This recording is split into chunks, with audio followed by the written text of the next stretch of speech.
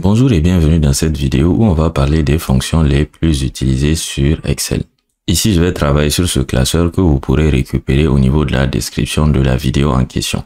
On va commencer par la fonction minimum et la fonction maximum. Donc ces fonctions, elles sont très simples. Elles vont permettre de renvoyer ou tout simplement d'avoir la valeur minimale ou maximale à l'intérieur d'une plage de sélection.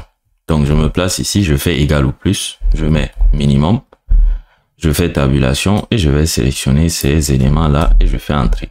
Donc je vois ici que la valeur minimale ici, il s'agit bien entendu de la valeur 0. Je viens ici au niveau du maximum, je fais max, tabulation et je vais choisir ces valeurs-là, je fais entrer. Je me rends compte tout simplement que la valeur maximale à l'intérieur de cette table de valeurs-là, ça sera la valeur numéro 9 ici qui m'a été renvoyée par la fonction en question. Donc les deux premières fonctions, minimum et maximum. La deuxième fonction, c'est la fonction nombre. Cette fonction nombre-là, elle dispose de plusieurs variantes qu'on va essayer de voir à ce niveau-là. Donc la fonction nombre, qu'est-ce qu'elle me permet de faire? Elle permet de compter le nombre de cellules qui contiennent des informations selon la variante qu'on va utiliser. La première variante qu'on va utiliser, donc je me place ici, je vais faire NB tout simplement. Donc je fais tabulation pour valider que c'est la fonction NB que je vais sélectionner. Je sélectionne ma table de valeurs et je fais entrer. Ici, qu'est-ce que je remarque? J'ai un résultat de 4. Donc autrement dit, Excel a ignoré tout ce qui est cellule vide et tout ce qui est cellule qui contient ici des chaînes de caractères. Donc vous voyez ici au total que j'ai 8 cellules qui sont là. Par contre, lorsque j'ai demandé le nombre en utilisant cette formule NB là, Excel m'a donné 4.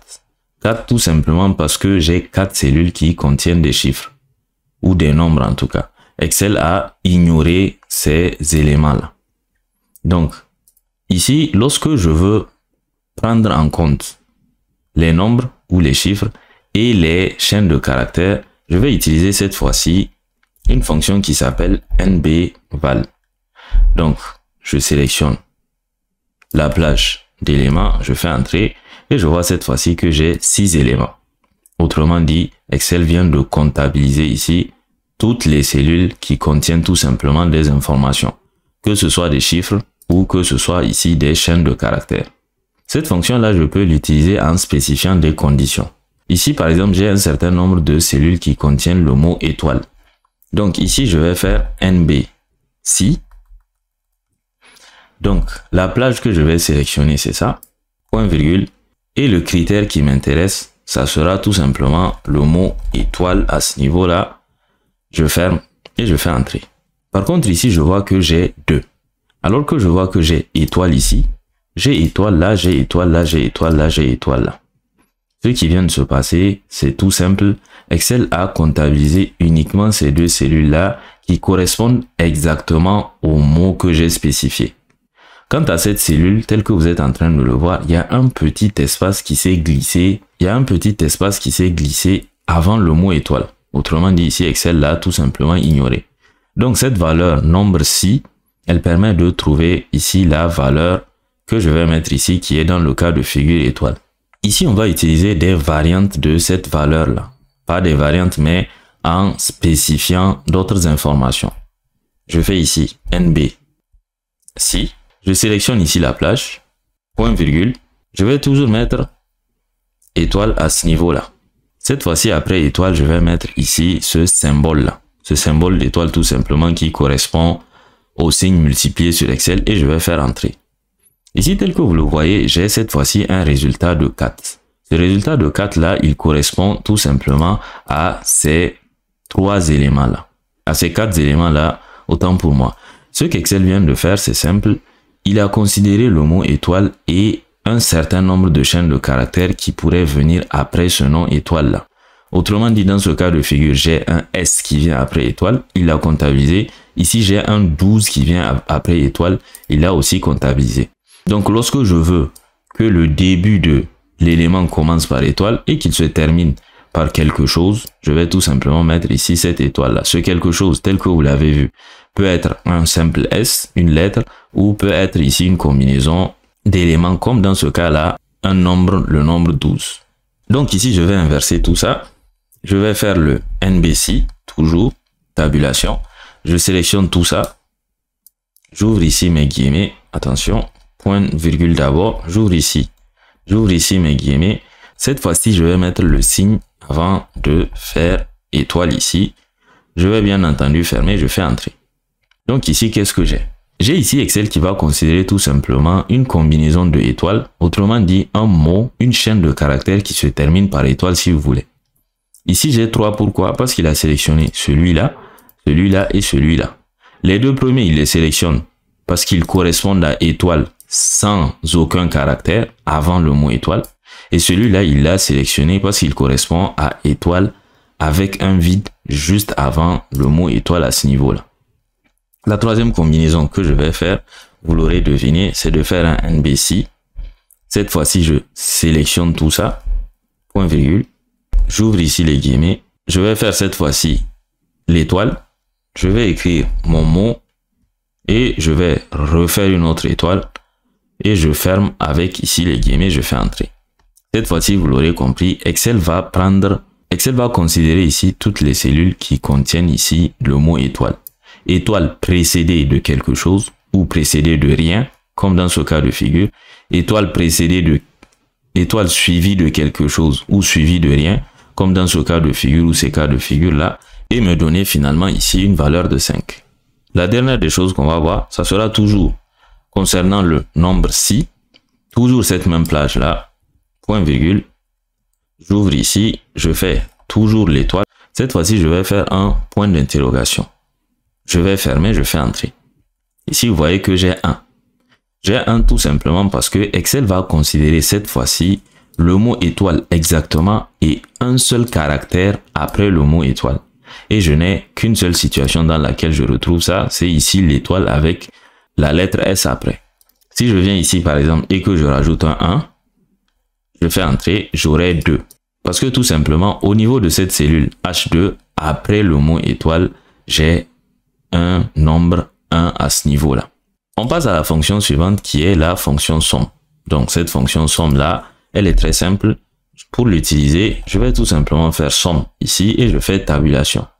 Les éléments que je veux sommer, je les sélectionne. Lorsque je les sélectionne, je fais entrer et j'ai tout simplement la somme de ces éléments-là qui a été réalisée à ce niveau-là. Lorsque je viens au niveau de cette feuille, la quatrième feuille qui permet de faire une somme de produits. La somme de produits, à quoi elle correspond tout simplement? Regardez ici ce tableau que j'ai. J'ai des articles, des quantités, des prix unitaires et des prix totaux. Pour calculer les prix totaux, je vais tout simplement multiplier cette valeur-là par cette valeur. Je fais entrer, je vais remplir tout le reste et là je vais faire une somme automatique. Je peux faire Alt plus et je fais entrer. C'est tout simplement la valeur totale ici qui a été calculée. Autrement dit, les prix totaux, la somme des prix totaux. Ceci peut être directement réalisé en utilisant une fonction somme produit. Lorsque je fais somme produit, Excel me demande la première matrice, je la sélectionne, point virgule. Excel me demande la seconde matrice, je la sélectionne et je fais entrer. Et vous voyez ici que j'ai le même résultat à ce niveau-là. Je peux faire un CTRL G pour rendre tout ça en gras, pour amener tout ça en gras tout simplement. Donc vous voyez que cette fonction de somme prod, elle me permet de calculer exactement comme à ce niveau-là le prix total de mes articles à ce niveau-là. Donc la fonction si, c'est une fonction qu'on a utilisée au niveau du NB. Donc je viens ici au niveau de la fonction si. La fonction si, elle est très simple à utiliser. Je fais si et je vais sélectionner l'élément en question. Je vais dire par exemple si cet élément est supérieur. Si cet élément est supérieur à 70, point virgule, s'il est supérieur à 70, qu'est-ce que je veux? Je veux dire tout simplement que l'étudiant a réussi. Donc je mets réussi ici, je ferme, je mets point virgule. Donc dans le cas contraire, autrement dit si c'est pas supérieur à 70, je vais dire que l'étudiant a échoué tout simplement. Et je valide. Donc ici, qu'est-ce que j'ai? J'ai une valeur ici à gauche, donc B2, qui est supérieure à 70. Autrement dit, la valeur que Excel va retourner, ça sera réussi. Donc je vais remplir tout le reste. Ici, vous voyez que j'ai échoué parce que je suis inférieur à 70. Ici, je suis à 79, donc supérieur à 70. Autrement dit, j'ai réussi et là, j'ai échoué tout simplement. Ici, la fonction qu'on va avoir donc, c'est la fonction de la moyenne. La fonction de la moyenne, elle est simple. Je me place ici, je fais moyenne tout simplement et je sélectionne les valeurs à ce niveau. Je fais entrer.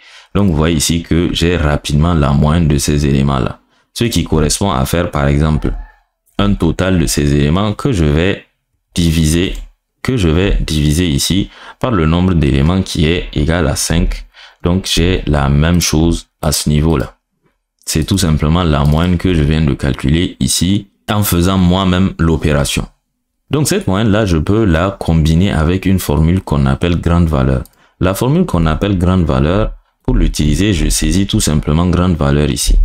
Cette formule, à quoi elle va me servir? Elle va me servir à retourner les plus grandes valeurs à l'intérieur d'une plage de sélection. Par exemple, si je veux les 3 plus grandes valeurs ici, autrement dit 93, 79 et 60.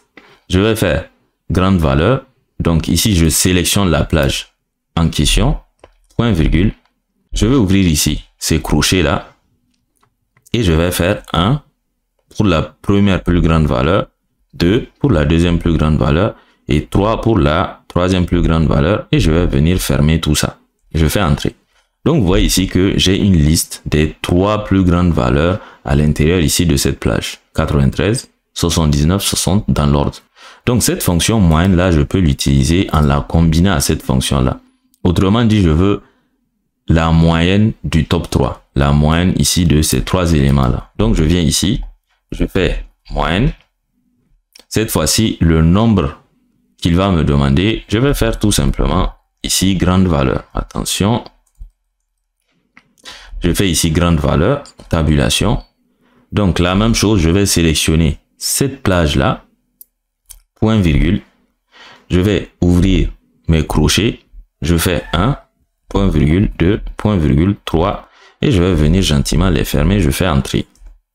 Donc ici, vous voyez que j'ai tout simplement la moyenne ici de mon top 3 qui a été rapidement calculée ici à l'intérieur d'Excel. Dernière fonction qu'on va voir, c'est la recherche verticale. La recherche verticale, c'est une fonction très intéressante sur Excel qui va me permettre de renvoyer à partir d'un élément recherché dans une liste un résultat qui correspond à une colonne que j'aurais spécifiée. Je m'explique. Par exemple, ici, j'ai des identifiants. Là, j'ai l'identifiant 53. Je veux bien savoir qui a cet identifiant-là. Autrement dit, quel est le prénom de l'identifiant 53 qui est Jessica. La même chose, je prends l'identifiant 14 qui a le prénom identifiant 14, c'est Mia. Donc, je vais mettre par exemple ici une valeur d'identifiant, le 14, et je vais utiliser la formule qui s'appelle recherche ici verticale.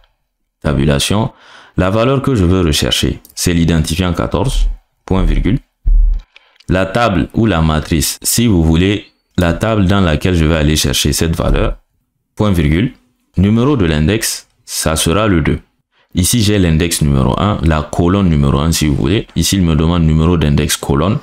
Colonne numéro 1, colonne numéro 2, colonne numéro 3, colonne numéro 4. Si je veux le prénom, je vais mettre 2, qui est la deuxième colonne de ma table de matrice que j'ai sélectionnée. Si je veux le nom, le 3. Si je veux le salaire, je mets le 4. Donc ici, je vais mettre le 2 qui correspond au nom, point virgule. Et là, je vais faire faux pour une correspondance exacte. Autrement dit, je veux qu'il me recherche uniquement l'identifiant 14 et pas autre chose. Je fais tabulation, je fais entrer et vous voyez que l'identifiant 14, le nom, bon là j'ai mis salaire, autrement dit si je veux être rigoureux avec ce que j'ai mis, je vais modifier ici et je vais faire 4. Donc vous voyez ici que le salaire du 14e identifiant, c'est tout simplement les 188 657. Ici lorsque je change l'identifiant et que je mets 66 entrée, vous voyez que le salaire varie. Ici, cette fonction-là, c'est une fonction qui est largement utilisée à l'intérieur d'Excel pour aller facilement rechercher un élément. Admettez ici par exemple qu'il s'agit des numéros de téléphone ou bien des numéros de compte bancaire et que en saisissant ces numéros de compte bancaire ou de numéros de téléphone, je veux avoir la personne à laquelle correspond ce numéro-là en question. Je pourrais utiliser cette fonction-là, recherche verticale ici sur Excel. Ainsi prend fin cette vidéo sur laquelle on a parlé des fonctions qui sont les plus utilisées sur Excel. Si vous avez aimé, lâchez-nous un gros pouce bleu et n'hésitez pas de commenter si éventuellement vous avez des questions. Au cas où vous êtes intéressé par le sujet, on a une formation complète pour débutants sur notre chaîne YouTube Build Ingénierie qui est totalement gratuite et que vous pourrez suivre en allant tout simplement dans la description de cette vidéo. Merci et à bientôt sur notre chaîne YouTube Build Ingénierie.